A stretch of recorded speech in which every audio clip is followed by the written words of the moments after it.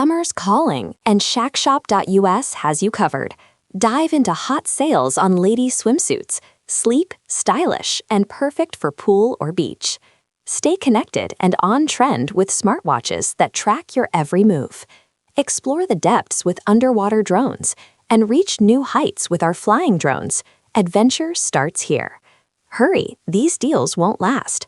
Shop now at shackshop.us and make this season unforgettable. Shackshop.us, where adventure meets style. A high-profile legal dispute in the cryptocurrency world has unexpectedly drawn in one of America's most recognizable military figures, raising eyebrows far beyond the tech and finance communities.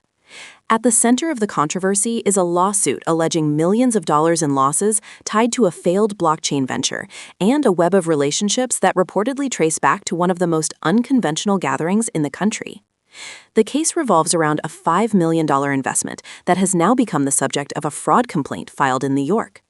While the lawsuit itself targets a tech entrepreneur and his company, the involvement, direct or indirect, of retired four-star General Wesley Clark has added a layer of intrigue that has captured widespread attention.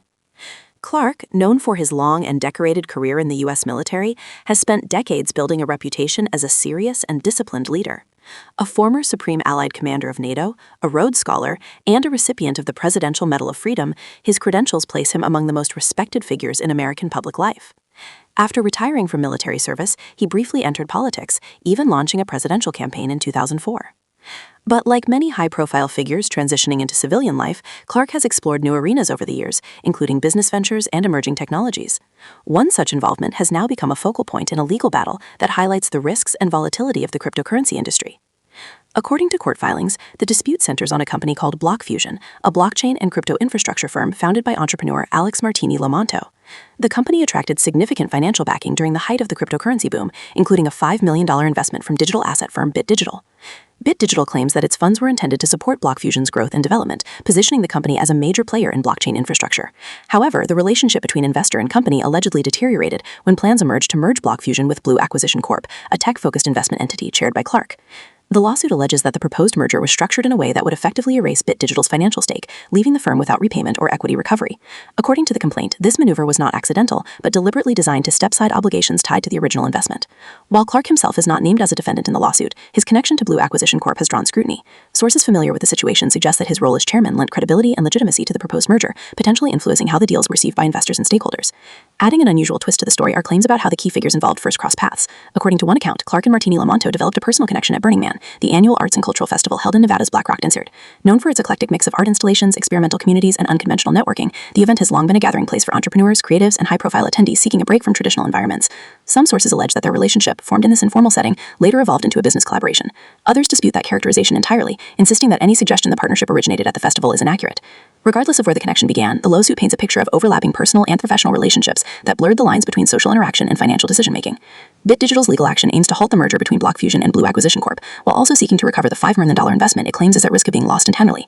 The company argues that the transaction structure undermines its rights as an investor and represents a form of financial misconduct. On the other side, Martini Lamonto's legal team has forcefully rejected the allegations. His attorney has described the lawsuit as baseless, arguing that similar claims have already been dismissed in previous proceedings. According to the defense, the complaint lacks both factual and legal merit and should be thrown out in its entirety. The clash underscores a broader issue within the cryptocurrency space, where rapid innovation and massive capital flows have often outpaced regulatory frameworks and investor protections. Deals can move quickly, structures can become complex, and disputes like this one can emerge when expectations between parties diverge.